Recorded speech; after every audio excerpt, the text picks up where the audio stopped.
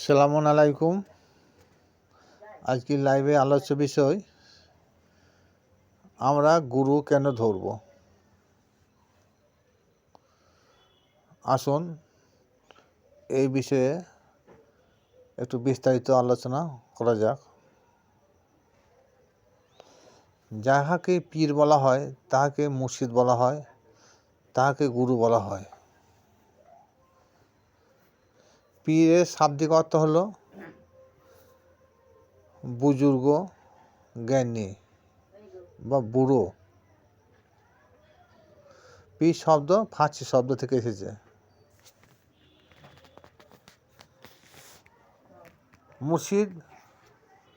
মুর্শিদের বাংলা অর্থ হল পথ প্রদর্শক, যিনি আমাকে সত্য পথে পরিচালনা করেন।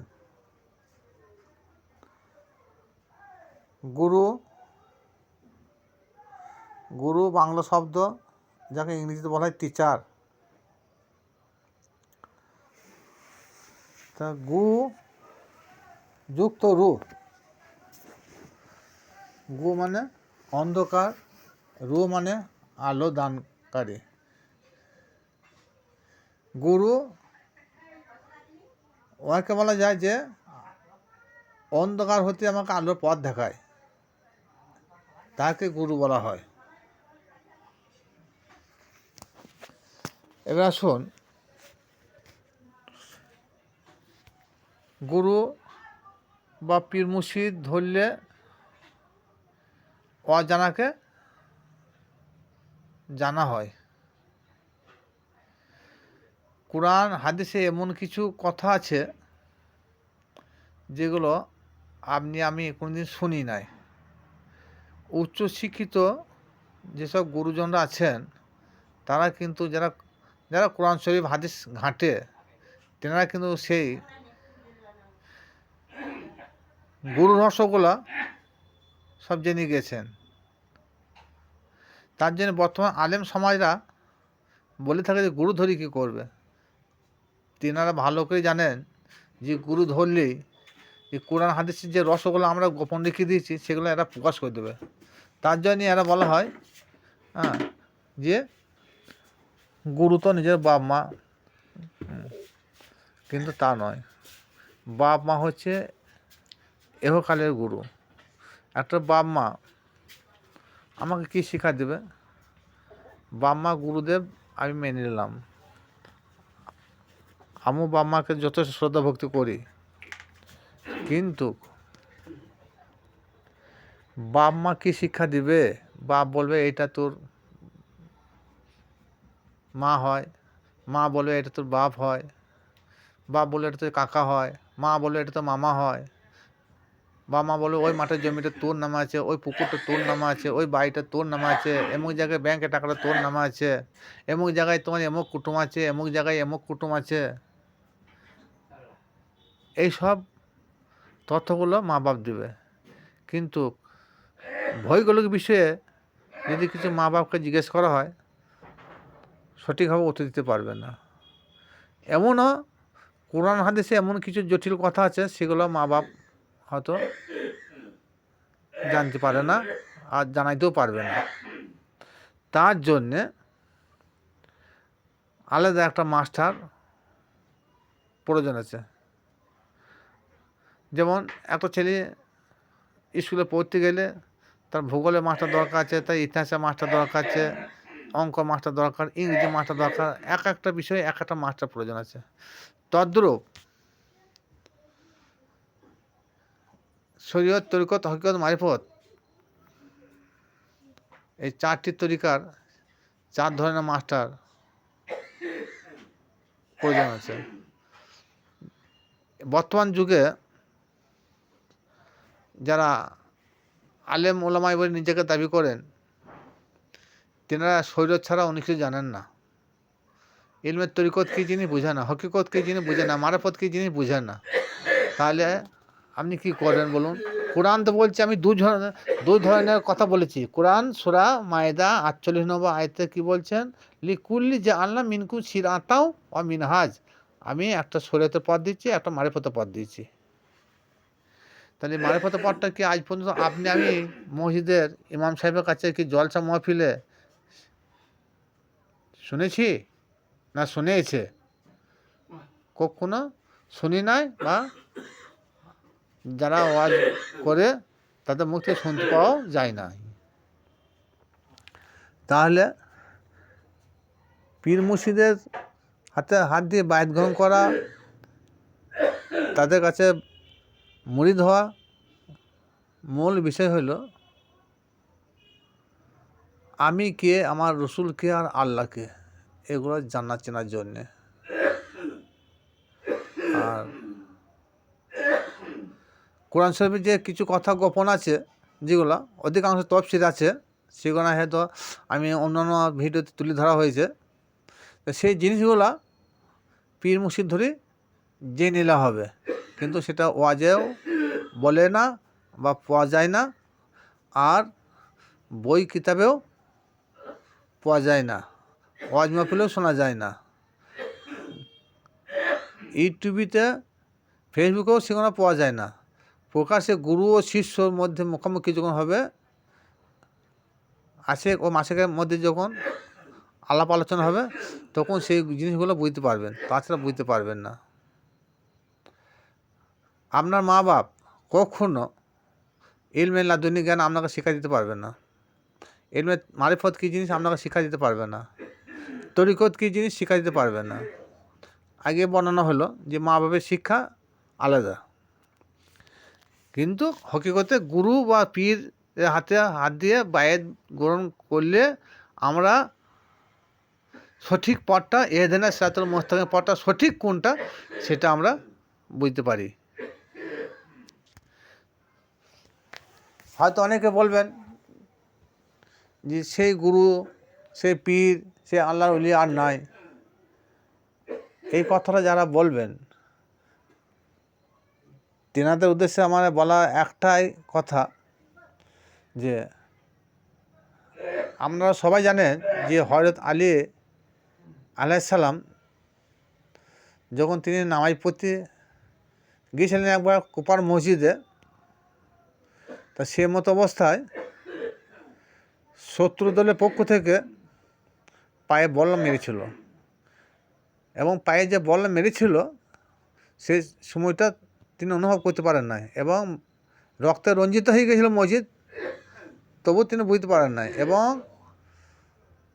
বললাম যখন বার করা হয়েছিল তখন তিনি বুঝতে পারেন নাই তিনি কেমন নামাজ পড়েছিলেন। তাহলে কি আমাদের সেই নামাজ হয়? কে বলতে পারবেন? সকলে এক বাক্যে নাই বলবেন। তাহলে আমরা কি নামাজ পড়া ছেড়ে দেবো? এখানে কি বলবেন? এখানে না ছাড়া হ্যাঁ বলবেন না, নামাজ কেউ ছাড়তে বলবে না। সুতরাং হযরত আলীর মতন যদি আমাদের নামাজ রুকু সিজদা না হয়, তাহলেও আমাদের নামাজ পড়তে হবে। তদ্রূপ খাজা বাবার মতন, গাউস পাকের মতন, দাতা বাবার মতন, কুতুবুদ্দিন কাকির মতন, নিজামুদ্দিন আউলিয়ার মতন বড় বড় যত আল্লাহর ওলি যিনারা আছেন, তিনাদের মতন ওলি না হলেও বর্তমান ওলির হাতে হাত দিতে হবে, তিনাদের সংস্পর্শে থাকতে হবে, তিনাদের কথা মতন চলাফেরা করতে হবে, তিনাদের আদেশ নিষেধ মেনে চলতে হবে। কারণ আদম থেকে ঈসা আলাইহিস সালাম পর্যন্ত যেসব নবী রসুল এসেছেন, তিনারা সবাই তো নবী রসুল, কিন্তু হুজুর পাক সাল্লাল্লাহু তাআলা আলাইহি সাল্লামের মতন কি এরকম নবী রসুল আর একজনকে খুঁজে পাবেন? কখনো না। তাহলে সেগুলো কি মানবেন না? অবশ্যই মানতে হবে। না মানলে ইমান আমল কিছুই থাকবে না, সব বরবাদ হয়ে যাবে। তদ্রূপ সেই যুগে মাদারজাত অলির ঘটনা ছিল সব।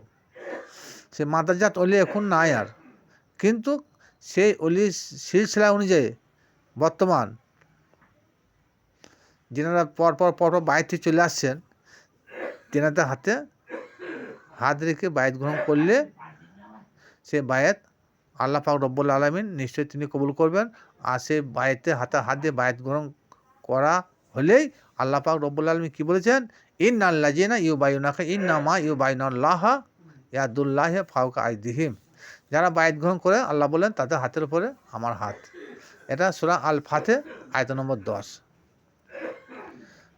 এই কথাটা একমাত্র যারা বায়াত গ্রহণ করেছেন তেনারাই জানেন, আর বাকি যারা বায়াত গ্রহণ করে না তারা জানে না এবং তাদেরকে জানার চেষ্টাও কেউ করে না, আর বোঝারও তারা চেষ্টাও করে না যে এই পথে আলেম ওলামারা কী বলে যে এরা শিরক করে, এরা কবর পূজারি, এরা পীর পূজারি। হ্যাঁ, এগুলো আদৌ শিরক নয়, এরা বললে কোনো শিরক হয় না, এরা মুখে বললে এরা বেদাত করছে সেটা হয় না। আপনি যদি মুখে বলেন যে আমি ওই মেয়েটাকে আমি জিনা করব, ওই মেয়েটার সাথে জিনা করব, হাজার বলুন, কখনো জিনা হবে না। সেই কর্ম যতক্ষণ না পরিণত না করেছেন তৎক্ষণাৎ জিনা হবে না। আপনি বললেন আমি ওই লোকটাকে খুন করব মুখে বলেই যান, কিন্তু যদি খুন না করে থাকেন তাহলে কি আপনার গুনাহ হবে? তদ্রূপ যে যাই বলছে বলুক না কেন যে এরা শিরক করছে, এরা বিদাত করছে, কিন্তু শিরকের অর্থটাই এরা বোঝে না। শরিক করেন আল্লাহ, দুটো আল্লাহ, আল্লাহ দুটো কেউ মাপে না। কোনো পীর ফকির ওলি আল্লাহ গাউস কুতুব এতদিন কেউ বলে আসেন নাই, আর আজ পর্যন্ত কেউ বলে না, আর কিয়ামত পর্যন্ত কেউ বলবেও না। এর হকিকতটা পীর মুর্শিদের সঙ্গে বসিয়ে আলোচনা করা দরকার। এগুলো খানকা ছাড়া আলোচনা করা সম্ভব নয়। তাহলে গুরু আমাদেরকে অন্ধকার পথ থেকে সরিয়ে নিয়ে গিয়ে আলোর দিকে নিয়ে যায়, সেই হচ্ছে গুরু। আর যে গুরু নিজেই অন্ধ, নিজেই কানা, সে আপনাকে আমাকে কী করে পথ দেখাবে? সুতরাং তাকেও পথ প্রদর্শক হতে হবে। এখন বর্তমান যুগে অনেক লোক রয়েছে সামান্য কিছু পয়সা বিনিময়ে কাউকে খেলাফত দিয়ে দিচ্ছে, কাউকে পীর বানিয়ে দিচ্ছে, সে বায়াত করছে, কিন্তু সেই সব লোকদের কাছ থেকে পেটে লেতিলেও একটা কি বলবো আর কোরআন হাদিসের কোনো কথা পাওয়া যায় না। হয়তো বললেন আপনি কি সব জানেন? আমি সব জানি না, কিন্তু তাহলেও শিক্ষারও শেষ নয়। কিন্তু একেবারে যারা নিরেট বোকা সেই সব লোকগুলোকে, কিছু লোক আছে এমন যে এই পীরের লাইনটাকে ব্যবসায় পরিণত করে দিয়েছে। সামান্য কিছু পয়সা 10-20 হাজার পয়সা লোভে একজনকে খেলাফত দিয়ে দিয়েছে, কিন্তু সেগুলো আদৌ ঠিক নয়। একটা ভালো যুবক, রং খুব ভালো, কিন্তু খুব উচ্চ শিক্ষায় শিক্ষিত হলেও সেই লোকটা যদি একটা বাসে ড্রাইভার করে দেওয়া হয়, সে কী করবে? তার ড্রাইভিং লাইসেন্স হতে হবে, সেই লাইসেন্সে পাকা লাইসেন্স হতে হবে, তাকে সেই বিষয়ে খুব অভিজ্ঞ হতে হবে, তবেই সে গাড়িটাকে সঠিক রাস্তায় চালিয়ে নিতে পারবে। নচেত কী হবে?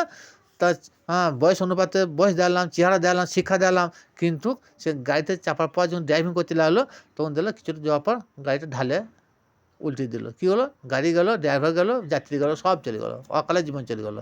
তো বর্তমান এই পীরের সিলসিলায় এরকম কিছু লোক এখন রয়েছে, তারা লেজু তুলে দেখে না, উদ না সুদ, সেই পীর না পীর বায়াত হয়ে গেল। পীরের কাছ থেকে কিছু আমি শিখবো, একটা দোয়া শিখবো, একটা ভালো দরুদ শিখবো, কোন আমলটা করলে আমি দূরত্ব আল্লাহ নৈকট্য লাভ করতে পারবো, এই শিক্ষাগুলো কে দেবে? আমাকে আমার পীর মুর্শিদ দেবে। এবং পীর মুর্শিদের সঙ্গে কোনো দুর্ব্যবহার করা চলবে না, পীর মুর্শিদের উপরে কথা দিলে হবে না। পীর মুর্শিদের গলার আওয়াজে তোমার আমার গলা যেন সবার জন্য না বেশি হয়, তিনার আগে আগে যেন কিছু না যায়, তিনার ছায়াতে যেন কিছু পা না দিই, তিনার মুখের উপর যেন কথা না বলি, তিনার সামনে কোনো সময় যেন অষ্টহাসি না হাসি, তিনার সামনে যখন দাঁড়িয়ে গেলাম তখন তিনি যতক্ষণ আমাকে না বসতে বললো ততক্ষণ বসা ঠিক নয়। তিনার আদেশ নিয়ে বসতে হবে, তিনার আদেশ নিয়ে উঠতে হবে।